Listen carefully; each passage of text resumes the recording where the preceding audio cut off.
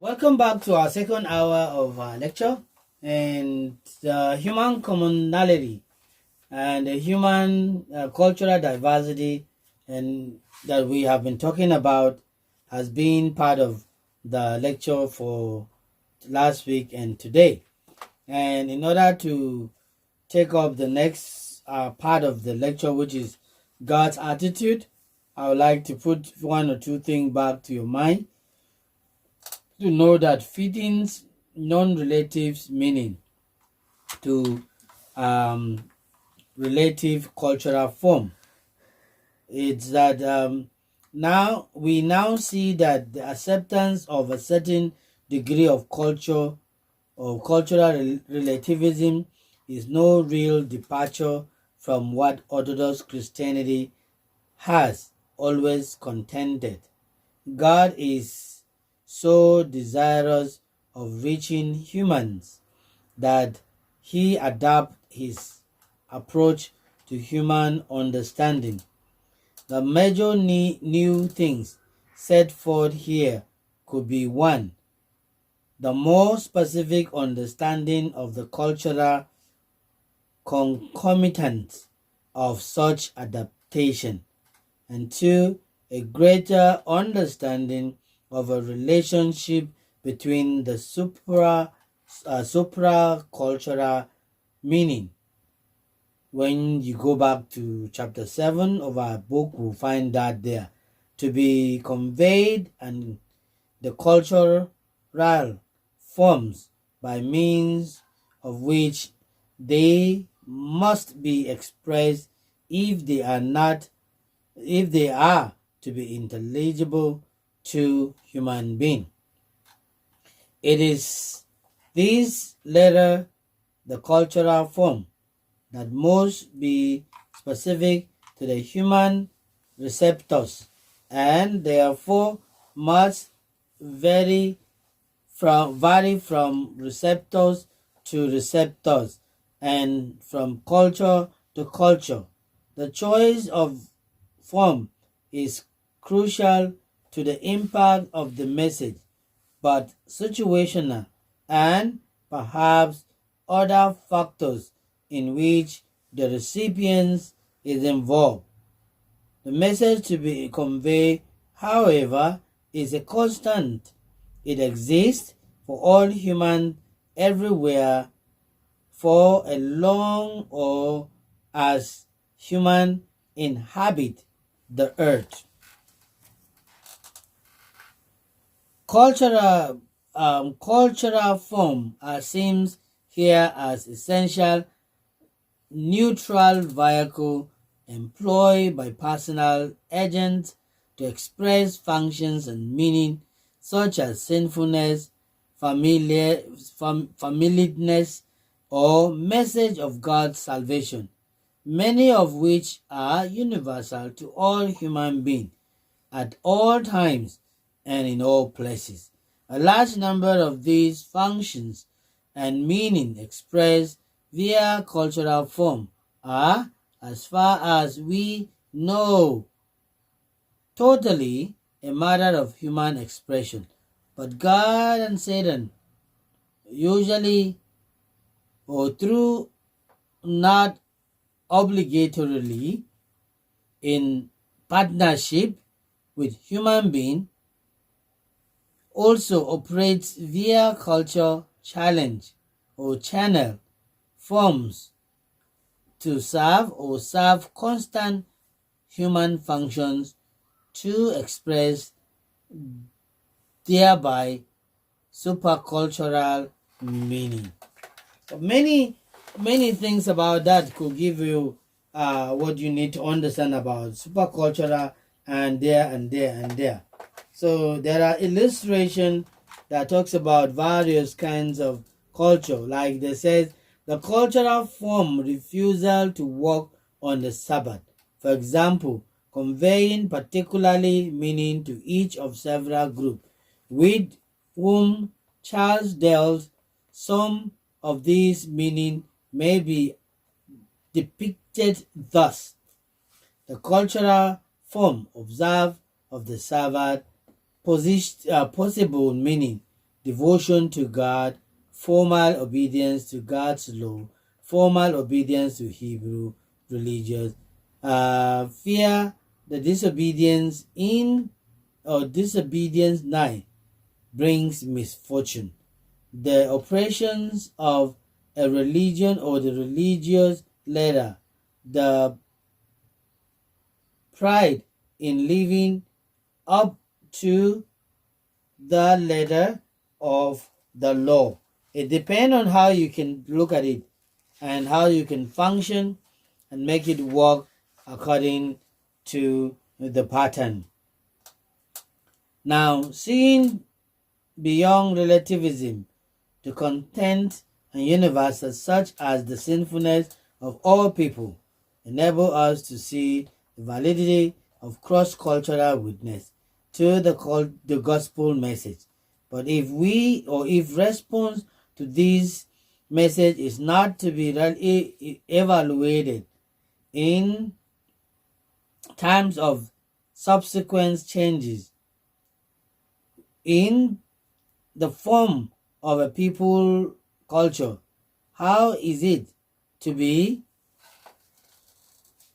evaluated? How is it to be evaluated if it's not done in a proper way? So the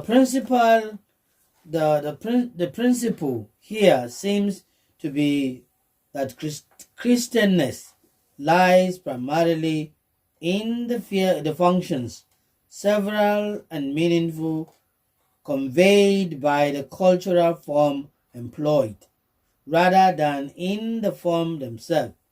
Indeed, at this very point, we can most clearly see beyond cultural form, which are relative.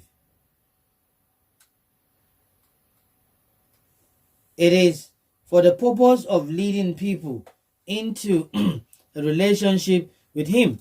For that message, while appropriately expressed in terms of those form, transcend both the forms themselves and the meaning previously attached to those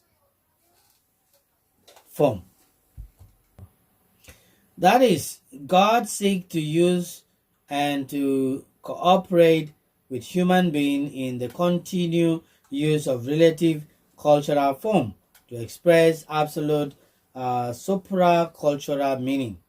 The forms of cultures are important not for their own sake, but for the sake of that which they convey.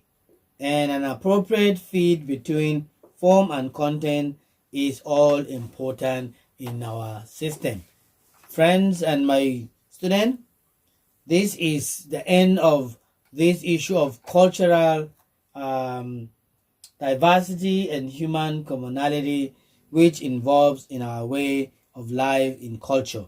With the background concerning the cultural metrics, we are prepared to investigate the relationship of God to culture. Remember, our main topic is about Christianity in culture. And if Christianity in culture is our main topic, what is the relationship of God and the culture? This is where we start this part 3 of our lecture, which might be the last part in our book, God's True Culture. In our book, we can see the first thing that is talking about God's true culture is God's attitude towards culture, according to 1 Corinthians 9:19-22. For few things, this chapter is getting to focus. One of it is that a relationship between God, meaning, and the cultural form, that they are to be fitted into and be with the principles of communication that exist in the human context that God chooses to employ to communicate His message to human.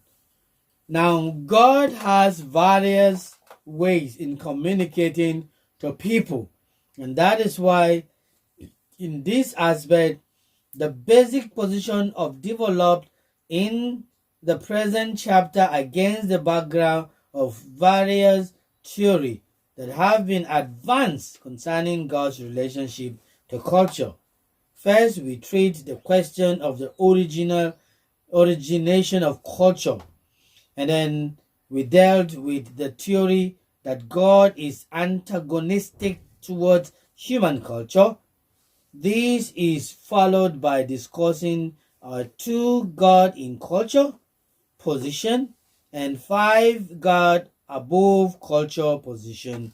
The latest of these model 4 sees God as above or outside of culture, but choosing to walk through in terms of cultural metrics in which human beings are immense. That goes to the next point we have. God, the originator of culture. Now, when they said, and even at the beginning when I was teaching in this semester, I vividly remember that I told you that God is the origin. Because if God did not create man, how could man be able to create a culture? Without people, there is no culture. But with people, there is a culture. And so, God created man, that man should be able to create a culture. If that is true, then God should overrule and Christianity should rule over culture.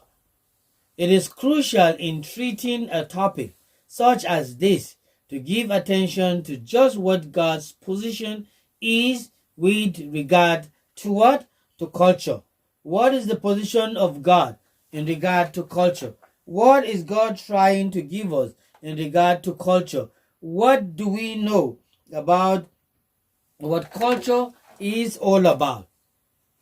We may safely contend that in some ways he is responsible for presenting for the presence of culture, for he created human beings in such a way that they are culture producing beings. As far as anthropology can tell, there is not now, no ever has been, a human being who is not totally immersed in and pervasively affected by some culture. Originally, man was created in the image that there was a culture, and that culture could be able to give us what exactly we really want in our system entirely. So, looking at what we have on the board, neither anthropology nor theology can speak conclusively about when God began. Is it possible? Yes.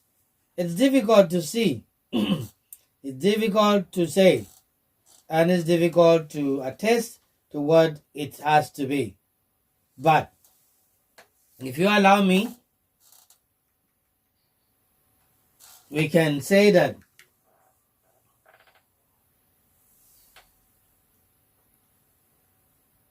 but from what we are able to observe about contemporary people, we must assume either that the first human being to produce the first culture the moment they became conscious of the world around them, or what God gave them a culture at or very some after the time.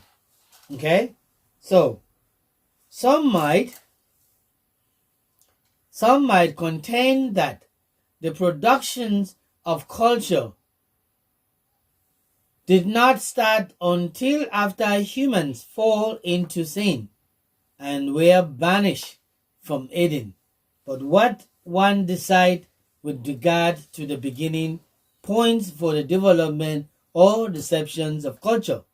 The most significant fact will seem to be that the existence of cultures is extremely ancient. So it's not just today, but it has an origin in the ancient time. Because of that, it makes us to see that as far as we can now determine, culture has been an inescapable part of human existence from very near the start of the existence. Furthermore, since culture for some times now has pervasively conditioned all people, we must assume that God created humanity with a list and capacity for culture. Indeed, our present evidence leads to the conclusions that there is within humans the necessity for culture.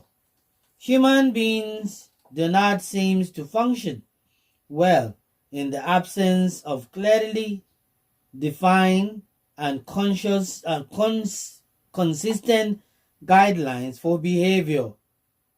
Much psychological stress and dysfunctions is the result of one or more another kind of breakdown in such social support system. Frictions between groups in another result of a lack of an inconsistency in behavioral guidelines. Indeed, as Goldsmith suggests, and will always suggest, the need for ordering interpersonal and intergroup relationship to minimize conflict may be most important reason for culture, humanly speaking. Okay? From a Christian point of view, one human capacity for producing culture is another of the provisions of a loving God for human well-being. For human well-being. It is right, and it has its own sense. And whatever we do, always collaborate with what we can see. We dealt with a bit with the implications of human involvement in culture. The question before us is in this chapter is, what is the attitude towards human culture of these all-knowing God? Okay?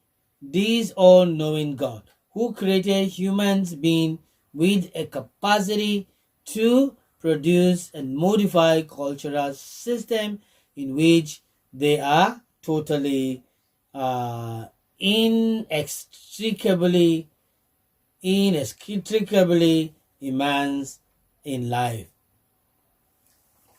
Now, is God negative towards human culture? Is he positive? Is he natural culture? Is he natural? Does he have a single secret or cultural ideal in mind, such as Hebrew culture? As is he grieved because we have departed so far from this idea or ideal? Is he, which is God, in the process of leading the church to produce an ideal Christian culture, or doesn't he care? So these are questions that are ponder to help us really figure out what we intend to say and what we desire to bring out in general concept of life. In a new classic statement of the relationship between Western theologians have seems to understand between Christ and culture, H. Richard Niebuhr treats three basic points. Okay? Three basic points of what cultural is showing. 1. Christ against culture. 2. Christ in culture. 3. Christ above culture.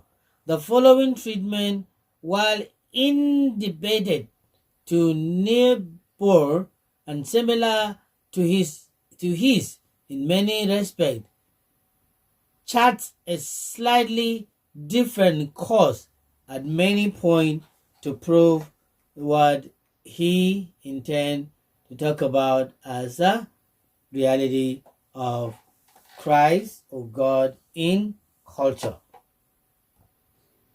Now, the first point we are dealing with is the God against culture position, which is found in page 104. For those who take the position that God is opposed to culture, the choice for commitment to God is by definition or defining a decision to oppose the culture. Okay? And this is a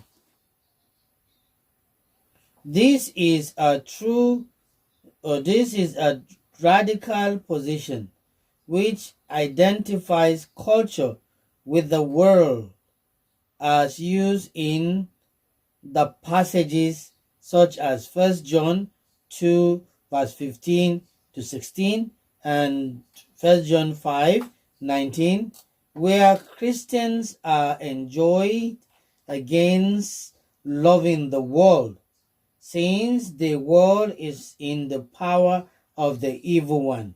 Okay?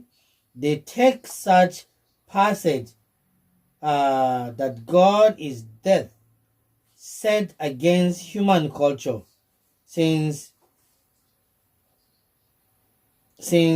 the latter is wholly under the power of Satan.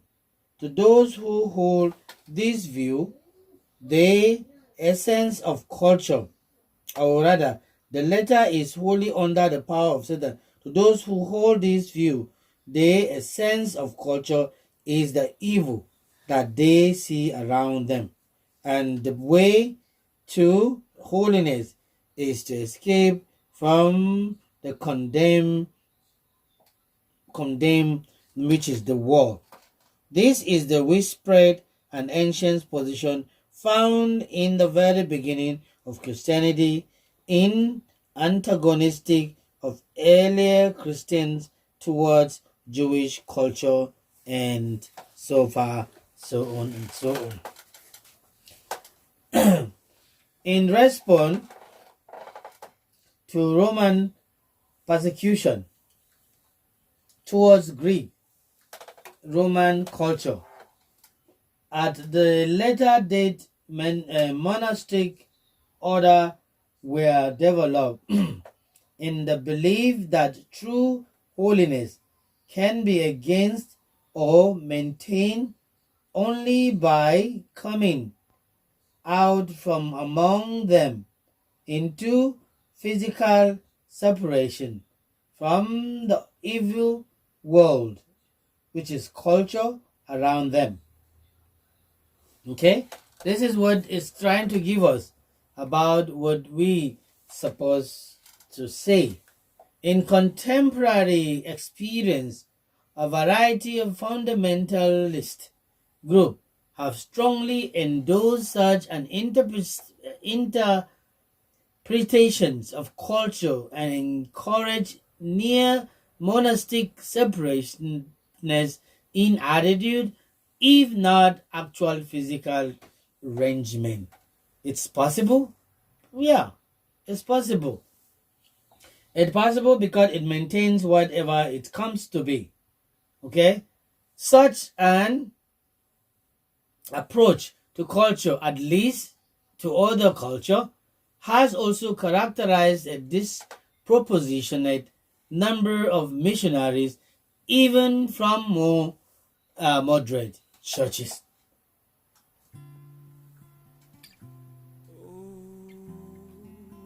Such an approach to culture are minimized.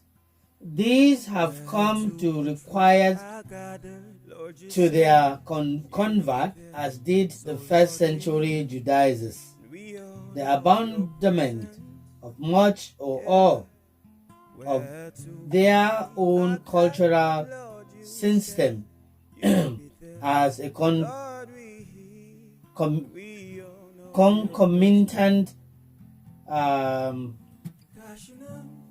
first as a concomitant of their conversions to Christianity. In a more partial form, such as antagonistic attitude towards culture is manifested by those who oppose politico-economic system like communism, socialism, or capitalism, or nationalistic or religious movement on the basis of assumptions that God could not work within such system or movement. Now, the answer to that advocate of God against culture position typically recommend is for Christians to withdraw, reject, escape, isolate, and insulate themselves from the world in order to develop and maintain holiness. Their position may be pictured thus. So, as we check the diagram, we will return back from our break first, and then we will look at the diagram and be able to see how it pictures again with the advocate of God against cultural position typically recommended is Christian to withdraw. Now, is it possible to withdraw? Then we will find out as we continue in the next lecture as we return for the third one. Thank you for staying with us and be available at the next one.